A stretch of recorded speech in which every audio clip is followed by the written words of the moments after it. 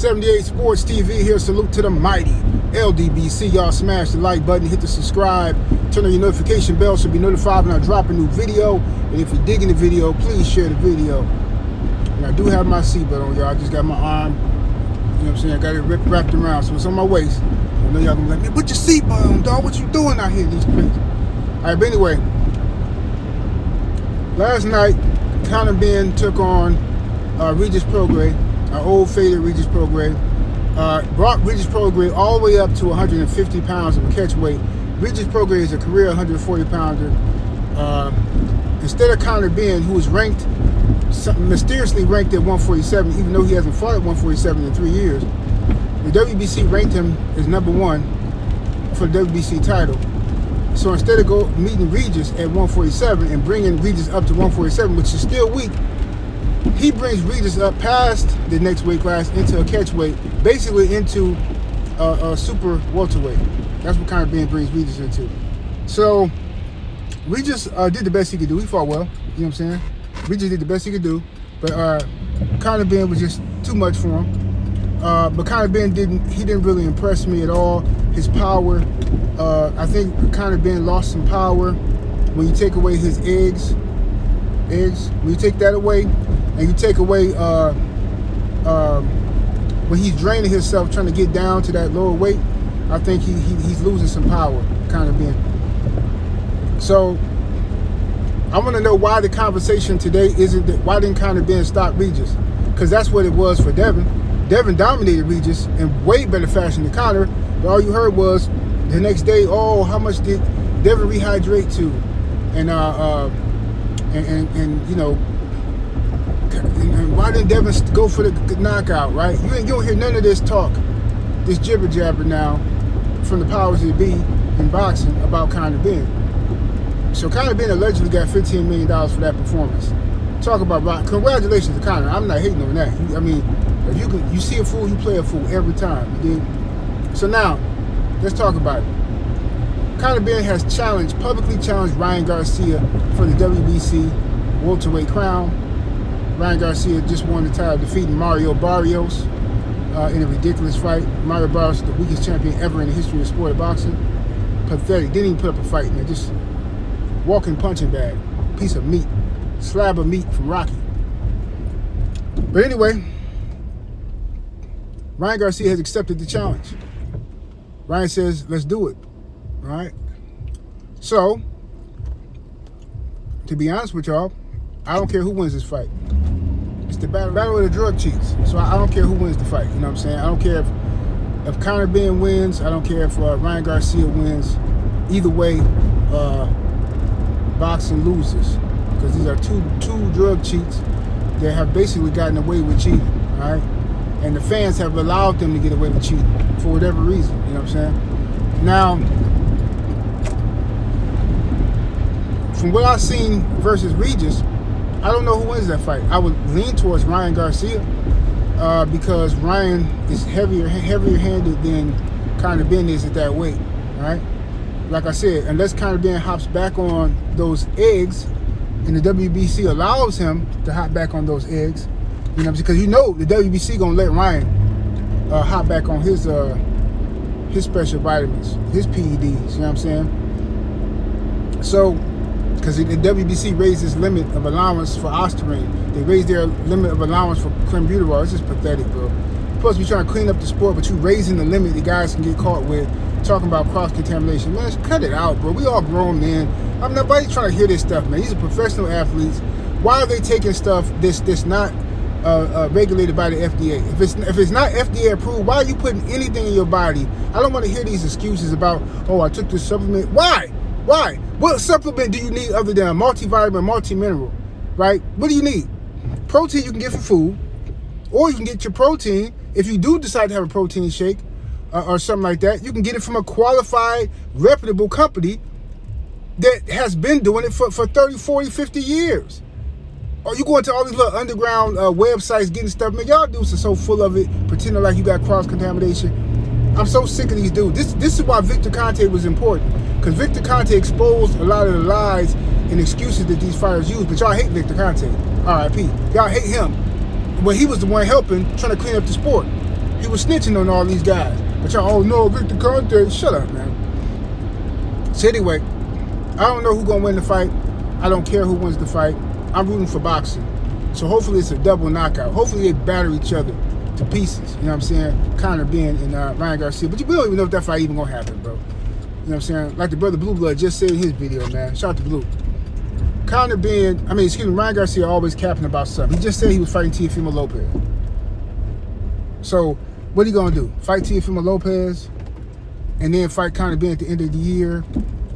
Meanwhile, he's still ducking Devin Haney and violent testing? Most likely. It'll be something like that. Teofimo Lopez is a free agent, so we don't know what's going to happen with that situation. But anyway, make sure y'all tune into the Patreon, man. Patreon.com/78sportstv. Got some heat dropping. I'm going to go in here and get me some. So we don't know who's going to win the fight, but like I said, I don't care who wins. I'm rooting for boxing in this situation.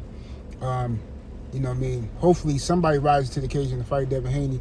I know a lot of y'all Haney haters are happy that the Rolly fight not happening. I don't know why y'all happy. Y'all so pathetic. The hatred y'all got for this dude for no apparent reason is ridiculous, man. Well, it is a reason. It's because he makes your favorite fighter look bad. If you are a hardcore Gervonta Davis fan, what he doing? Fighting cases. Instead of fighting in the ring, he fighting cases for slapping up broads. Like, it's just, bro. And y'all defending this. You know what I'm saying? But y'all the same mugs that come on here whining and crying about somebody putting hands on your family members, this and this and that. But when it's somebody you like, this is why these dudes who put paws on chicks get away with it for so long. Because it's always somebody, he ain't did nothing. What she do to him? What she said to him? It's always some excuse if you like the person. If you think this person has talent, right? Or he brings value to the table, so you justify his bad behavior, right? If you don't like him, like Diddy, then all of a sudden it's bash. Oh, this dude need to be in prison. He's a monster. Blah blah blah. Y'all a bunch of hypocrites. That's what chicks be doing that too. Chicks always crying about, oh, did some dude? Oh, can you help me? This dude put his hands on me. Ooh, I'll pay you. This dude put his hands on me. I need to show him. Oh, he just doing it because my family. I'm from out of town. He putting hands on me.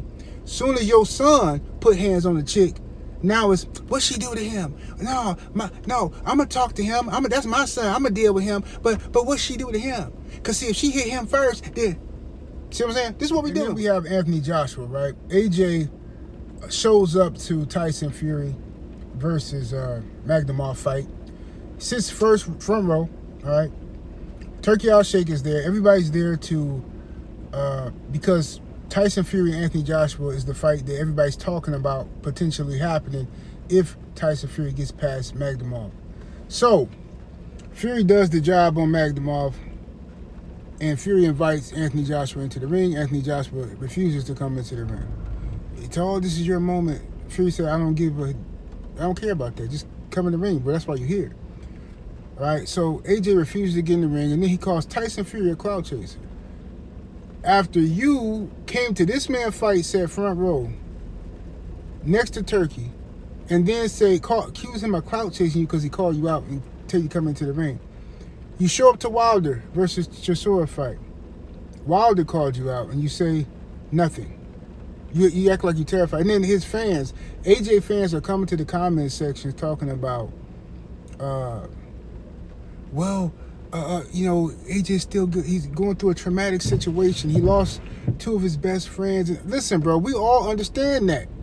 So sit down. Go somewhere, sit down and heal. You're back outside. You're coming to fights. That's a good thing. You're coming to fights of people in your division, fights that your promoter, Eddie Hearn, are saying that you're interested in, but then you don't want to commit to none of the fights. So, and then they try to justify, oh, when has AJ ever been like that? AJ is not for getting in the ring, and he's not for... And then I see people in my comments, oh, I always thought getting in the ring and challenging somebody was corny anyway. Bro, y'all will say anything to defend cowardice. Anything. All right? I remember back in the day when Deontay Wilder was coming over to commentate one of Anthony Joshua fights. What fight was that? Was it he was there. Wilder was there for the Klitschko fight. And AJ ignored Wilder, acted like he wasn't even there, even though that's the fight everybody wanted to see. Sky Sports wanted to see the fight. The American heavyweight champion versus the UK heavyweight champion. But it didn't happen. It was another fight that AJ was having. I forgot who it was. But Sky Sports invited Deontay Wilder to come over and sit ringside and, help build the fight. AJ said, literally on camera, he said, and it's still on YouTube somewhere, he said, if y'all know where it says, drop the link in the chat. AJ said, if Wilder shows up and tries to call him out and get in his face, he'll have security. He's going to have to call the authorities.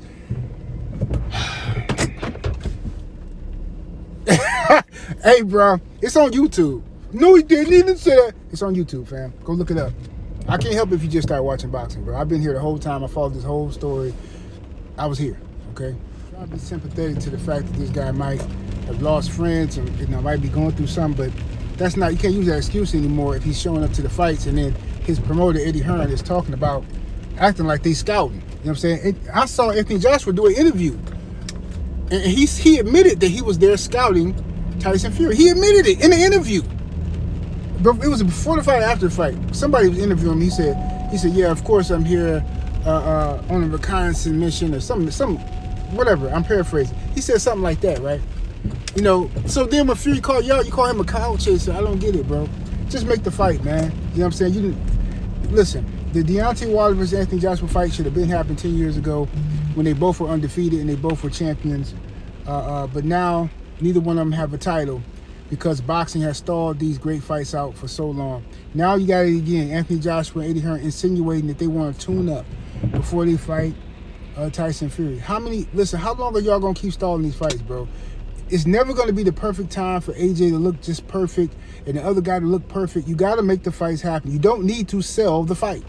People are going to buy Fury versus Anthony Joshua. People are going to buy Joshua versus Wilder. Regardless of what they say, they can say they think Wilder done. They still going to show up to watch the fight. Guaranteed, book it. It's going to sell. So that's what it is, right? It might not sell what it should have sold like 10 years ago. You know what I'm saying? But it's going to sell, for sure. So anyway, y'all let me know what y'all think. And then this is another thing. Somebody sent me this clip of Anthony Joshua basically admitting that Tyson Fury has been harassing him, calling him for years, trying to make the fight. Now, I always thought Fury was ducking AJ. He said Tyson Fury called him up all the time. And then Michelle Jordan, on the telephone? Diabolical. Call me randomly. On the phone? Yeah. On the telephone? What this boy talking about on the telephone, man? Explain it What to the him. hell? Goddamn, we know there's a telephone, boy. What the hell they gonna do here? Buddy,